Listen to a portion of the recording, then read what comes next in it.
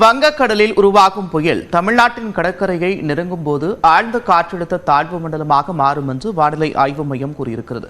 அது குறித்த விவரங்களோடு இணைக்கிறார் சிறப்பு செய்தியாளர் சடையாண்டி. தற்போது வங்கக்கடலில் நிலை கொண்டிருக்கக்கூடிய அந்த புயல் சின்னம் அப்படின்றது தொடர்ச்சியாக எந்த திசையில நகரத்துக்கான வாய்ப்புகள் இருக்கு? அடுத்தடுத்த நகர்வுகள் எப்படி இருக்கும்? நந்தா, வங்கக்கடலில் தற்பொழுது ஆழ்ந்த காற்றழுத்த தாழ்வு மண்டலமாகத்தான் தமிழ்நாடு கடற்கரையை நோக்கி நகர்ந்து வந்து கொண்டிருக்கிறது. அது இன்னும் அடுத்த 12 மணி நேரத்திற்குள்ளாக புயலாக வலுப்பெறும் என்று இந்திய வானிலை ஆய்வு மையம் ஏற்கனவே தகவல் கொடுத்திருந்தாங்க. இப்போ அண்மை தகவல் என்ன அப்படின்னா, அது புயலாக உருமாறியதற்கு பிறகு தொடர்ந்து 2 நாட்கள் கடற்கரையை நோக்கி நகர்ந்து கொண்டே வருகிறது. கடலை நெருங்க கடற்கரையை நெருங்க அது படிப்படியாக வலுவிழந்து ஆழ்ந்த காற்றழுத்த தாழ்வு மண்டலமாகவே கரையை கடப்பதற்கு வாய்ப்பு இருக்கிறது. புயலாக கரையை கடக்காமல் வலுவிழந்து ஆழ்ந்த காற்றழுத்த தாழ்வு மண்டலமாக கரையை கடக்கும் அப்படின்றது தான் தற்பொழுது கொடுத்திருக்கக்கூடிய அண்மை தகவல். அது கரையை கடக்கும் நிகழ்வானது 30ஆம் தேதி தான் நடைபெறும் அப்படின்னு இந்திய வானிலை ஆய்வு மையம் தெரிவித்திருக்கிறாங்க. தற்பொழுது நம்ம இந்த பகுதியில் இருக்கோம். கிட்டத்தட்ட சென்னையிலிருந்து 550 கிலோமீட்டர் தொலைவில் இந்த ஆழ்ந்த காற்றழுத்த தாழ்வு மண்டலம் மெல்ல மெல்ல நகர்ந்து வந்து கொண்டிருக்கிறது. 13 கிலோமீட்டர் வேகத்தில் அது நகர்ந்து வந்து கொண்டிருப்பதாக இந்திய வானிலை ஆய்வு மையம் தெரிவித்திருக்கிறாங்க. அது இன்றைய மாலையோ அல்லது இன்றைய இரவிற்குள்ளாக அடுத்த 12 மணி நேரம் அப்படின்றது இன்றைய மாலை 5:30 மணியோ அல்லது 6:30 மணிக்குள்ளாகவோ அது புயலாக வலுவடையும் அப்படின்ற ஒரு தகவலையும் இந்த வரைபடை அவங்க கொடுத்திருக்கக்கூடிய வரைபடம் மூலமாக நம்மால் புரிந்து கொள்ள முடிகிறது.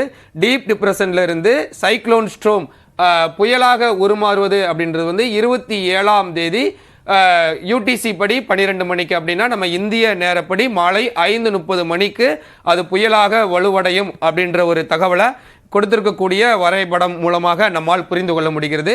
அது தொடர்ந்து 27, 28, 29, 29 மாலை வடக்கு வடமேற்கு திசையிலேயே தான் நகர்ந்து வந்து கொண்டிருக்கிறது. இன்று மாலை புயலாக வலுவடைவது 29ஆம் தேதி மாலை வரை புயலாகவே கடற்கரையை நோக்கி நகர்ந்து வந்து கொண்டிருக்கிறது அப்படின்ற தகவலையும் அவங்க கொடுத்திருக்கக்கூடிய புகைப்படம் மூலமாக நம்மால் புரிந்து கொள்ள முடிகிறது. கிட்டத்தட்ட 2 நாட்கள் புயலாகவே கரையை நோக்கி வருகிறது. அப்பொழுது அதிகப்படியான மழைப்பொழிவை உருவாக்குவதற்கு வாய்ப்பு இருக்கு அப்படின்றதையும் இந்திய வானிலை ஆய்வு மையம் தெரிவிச்சிருக்கிறாங்க.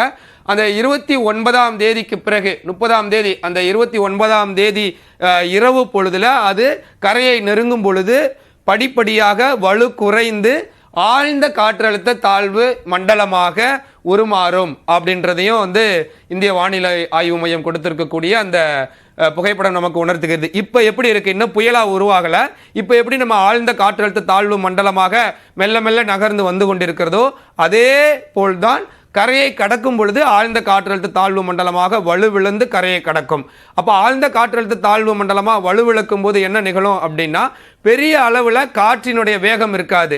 இந்த கஜா புயல், மிக்ஜாம் புயல்லாம் கரையை கடக்கும் பொழுது மணிக்கு 100 கிலோமீட்டர்லேருந்து 120 கிலோமீட்டர் வரைக்கும் காற்றினுடைய வேகம் இருக்கும். அதனால நிறைய மரங்கள்லாம் சாய்ந்தது. ஆனால் அந்த மாதிரியான ஒரு பெரிய பாதிப்பை இந்த பெங்கால் புயல் உருவாக்காது அப்படின்றத இந்திய வானிலை ஆய்வு மையம் தெரிவிச்சிருக்கிறாங்க.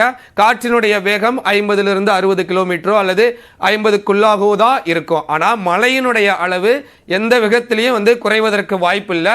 தொடர்ந்து இது மழை மேகங்களை உருவாக்கி கொண்டே தான் இருக்கும். கிட்டத்தட்ட 2 நாட்கள் தமிழ்நாடு கடலோர மாவட்டங்களை ஒட்டி இருக்கக்கூடிய பகுதிகளிலேயே அது கரையை நோக்கி வருவதன் காரணமாக 2 நாட்களுக்கு அந்த கன முதல் மிக கனமழை இருக்கும் அப்படின்றதையும் இந்திய வானிலை ஆய்வு மையம் தெரிவிச்சிருக்கிறாங்க. நந்தா, நன்றி சடையாண்டி விரிவான விவரங்களுக்கு.